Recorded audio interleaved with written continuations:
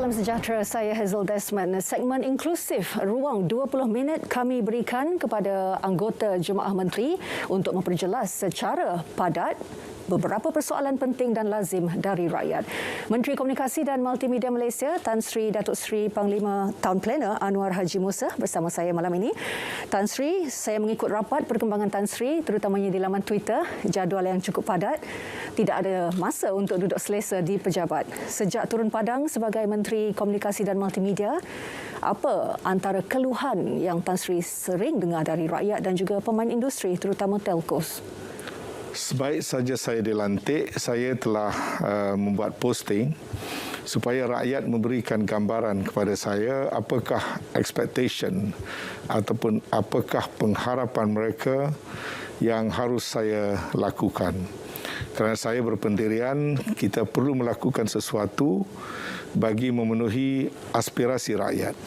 Dan daripada situ, antara perkara yang paling banyak saya mendapat cadangan adalah berkaitan dengan konektiviti.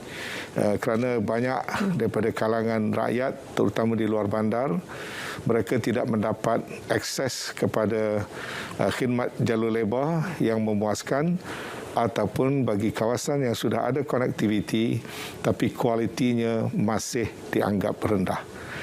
Begitu juga antara lain rakyat juga ada mencadangkan supaya kerajaan menyemak tentang penyalahgunaan social media dan fake news yang banyak tersebar. Selain daripada itu, saya mendapat banyak cadangan yang berkaitan dengan kekangan yang dikenakan kepada industri kreatif sepanjang tempoh PKP, yang mana mereka amat terkesan sekali dengan tempoh yang panjang yang menghalang aktiviti yang berkaitan dengan industri kreatif. Selain daripada itu adalah perkara-perkara yang berkaitan dengan penyebaran maklumat dasar-dasar kerajaan yang banyak berlaku misinformation, berlaku juga jurang-jurang kefahaman di antara dasar kerajaan dengan pemberitaan tidak resmi yang banyak menyebabkan berlaku kekeliruan atau ketidakfahaman di kalangan masyarakat. Jadi ini antara perkara-perkara yang telah diberikan pengesyoran dan gambaran kepada saya tanpa membelakangi tanggungjawab keseluruhan kementerian. Saya akan memberikan fokus kepada perkara-perkara yang telah dicadangkan oleh orang awam. Menyentuh konsep keluarga Malaysia, Tan Sri, kita tahu institusi sesebuah kekeluargaan memerlukan kepercayaan dan juga persefahaman. Jika jurang komunikasi melebar, maka ada potensi untuk institusi kekeluargaan ini runtuh. Sebagai seorang yang lama terlibat dalam kerajaan, pada pandangan Tan Sri, apa cara komunikasi lapuk yang perlu ditinggalkan di bawah pentadbiran ini?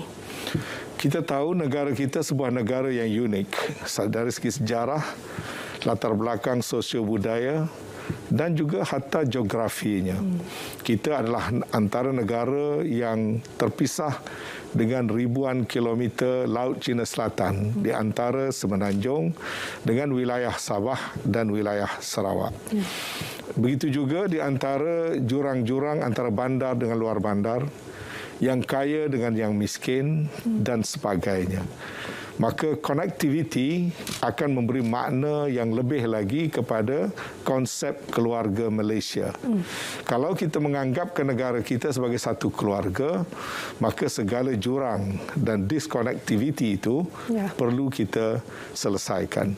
Dengan itu, walaupun jauh dari segi fizikalnya atau berpisah dari segi geografinya, ataupun ada jurang dari segi sosio budaya ataupun ekonominya, maka konektiviti tadi akan menjadikan kita merasa lebih dekat sebagai satu keluarga dalam proses membina negara bangsa.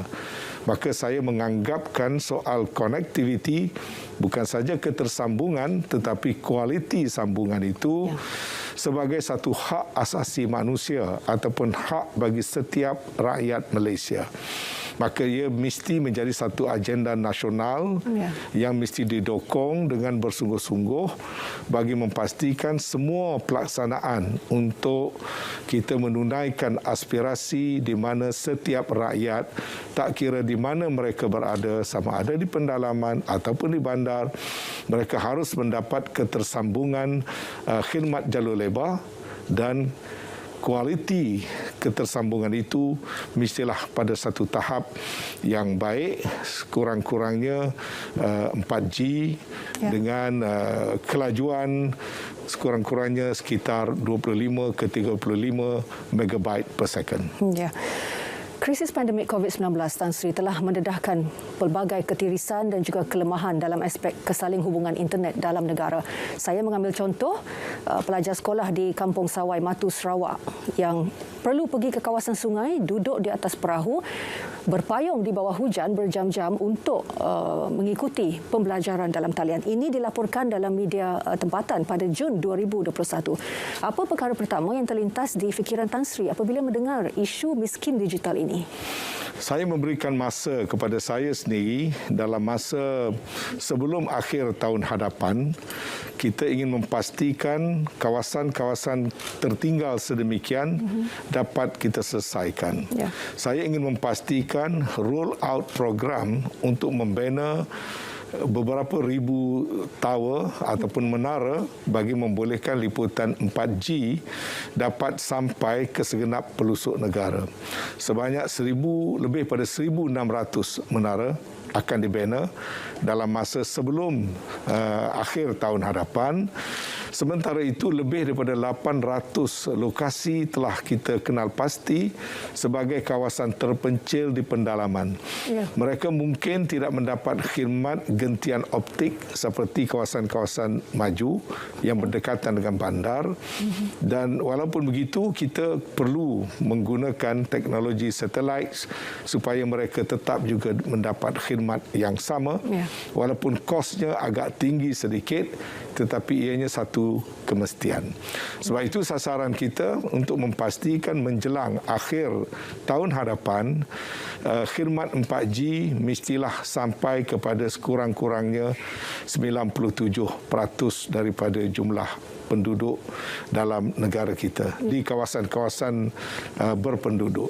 Dengan saya kata tadi, dengan kelajuan antara 25 ke 35 megabytes per second, dan kita juga ingin memastikan kawasan-kawasan berkenaan mempunyai state of readiness untuk kita mulakan roll out khidmat jalur lebar 5G bagi menyahut teknologi terkini yang sekarang ini digunakan di seantero dunia.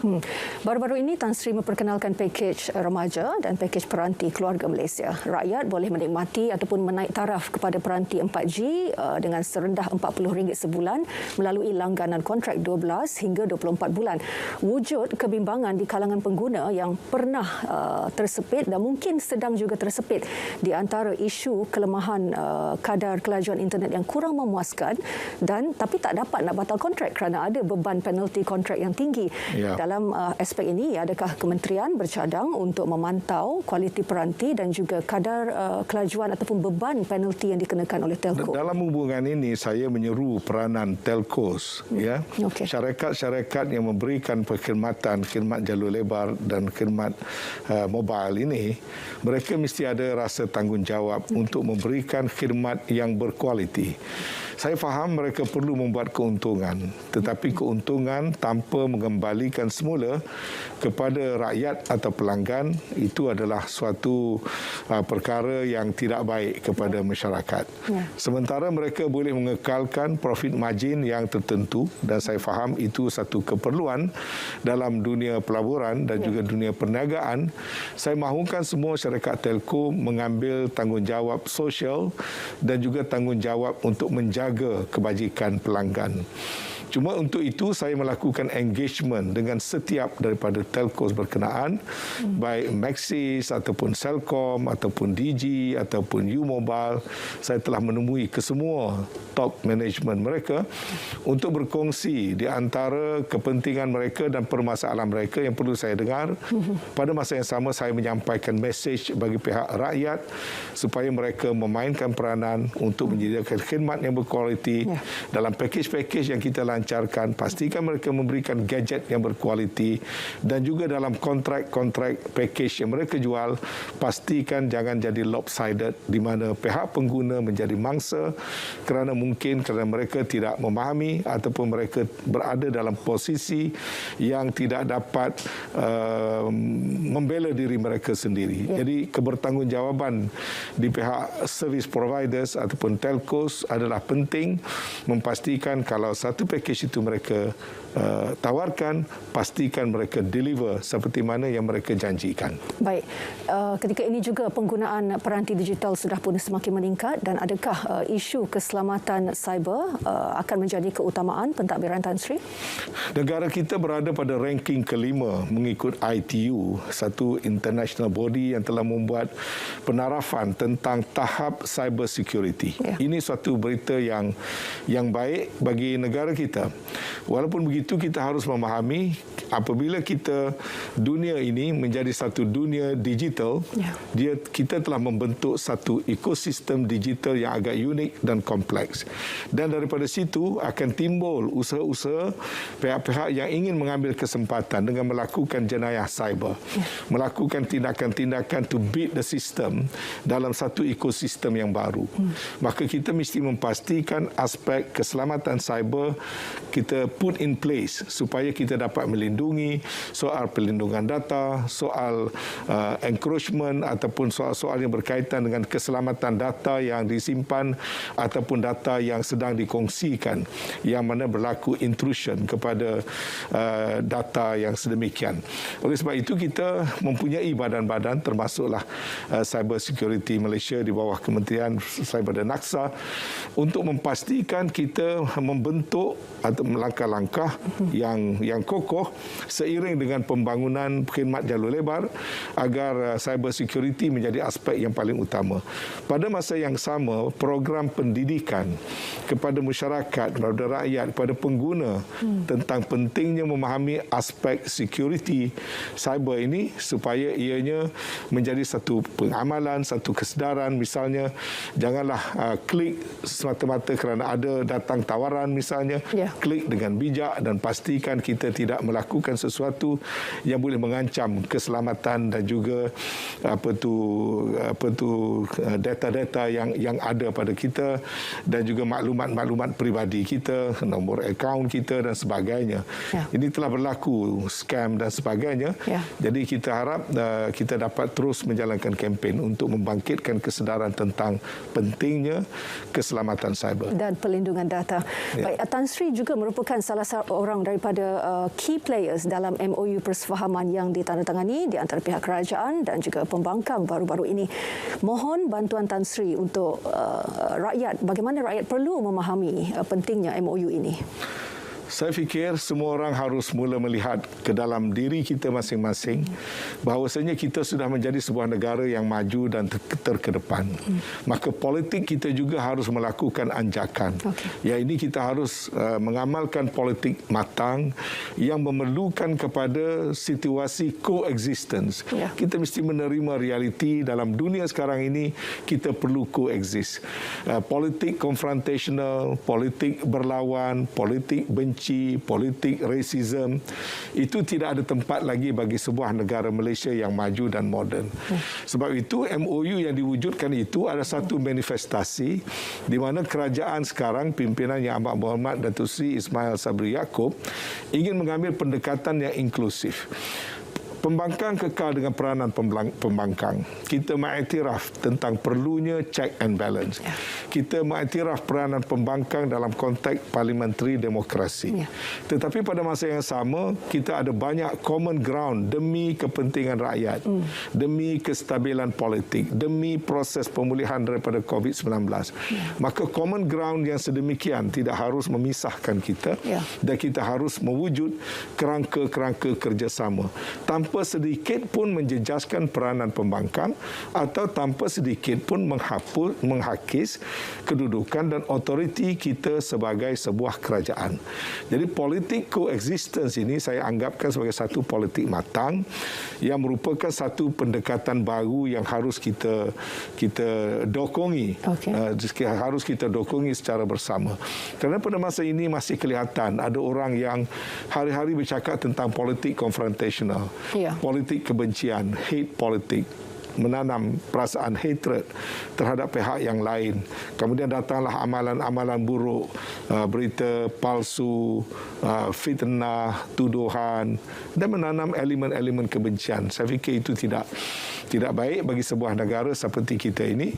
Maka saya rasa semua pihak harus mengalu-alukan pendekatan baru yang inklusif yang telah dipilih sebagai satu jalan kehadapan di bawah pimpinan Yang Amat Berhormat Perdana Menteri kita. Adakah ini dipercayai ataupun diyakini oleh Tan Sri boleh menangani defisit kepercayaan dalam institusi keluarga Malaysia?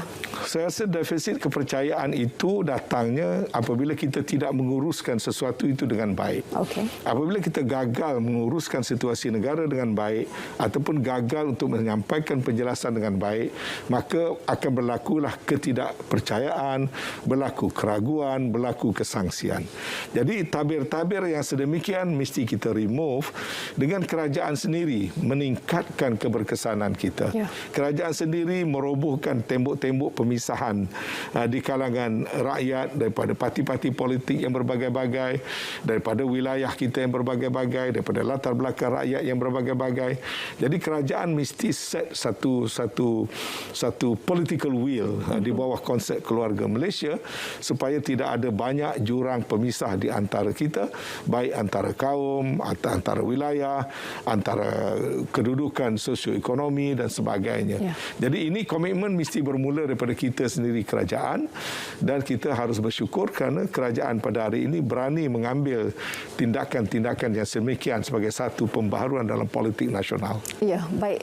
Soalan terakhir saya, Tan Sri, apa 3 keutamaan yang akan diberikan oleh pentadbiran Tan Sri sebagai Menteri Komunikasi dan Multimedia dalam 100 hari yang pertama ini? Dalam 1 hari pertama, roll out yang berjumlah kira-kira 4 bilion kerja-kerja yang belum diserahkan untuk dilaksanakan mestilah dilaksanakan dengan segera supaya program jendela dan juga program POP, Point of Presence, untuk memasang fiber optik ke 4,000 buah sekolah hendaklah dilaksanakan dalam masa 100 hari. Kedua, semua dana-dana yang disediakan oleh kerajaan, dana pinjaman, geran, bantuan yang masih terdapat di pelbagai agensi yang ditumpukan kepada industri digital, yang ditujukan kepada industri kreatif dan sebagainya, hendaklah disalurkan dalam masa 100 hari. Dan dalam masa 100 hari ini juga saya ingin memastikan semua orang migrate daripada 3G kepada 4G. Dan kalau gadget yang mereka ada, sukar mereka miliki kerana mungkin harga yang mahal, saya telah melancarkan pakej peranti keluarga Malaysia dan pakej remaja keluarga Malaysia supaya semua orang, terutamanya golongan remaja dan pelajar, akan dapat berada dalam dunia 4G kesemua sekali. Selain daripada itu, dalam masa 100 hari ini juga saya ingin memastikan berlaku satu perubahan kepada industri kreatif yang mana saya telah membuat keputusan untuk membentuk satu jawatan kuasa bertindak yang dianggoti oleh industri players supaya kita meneroka kaedah-kaedah baru untuk jangka panjang. Baik, 3 keutamaan itulah yang akan dinilai dan diperhatikan oleh rakyat. Terima kasih Tan Sri untuk penjelasan itu. Semoga penjelasan tadi memberi manfaat kepada rakyat yang mendengar. Baik, saya Hazel Desmond, berjumpa lagi dalam segmen inklusif akan datang. Selamat malam.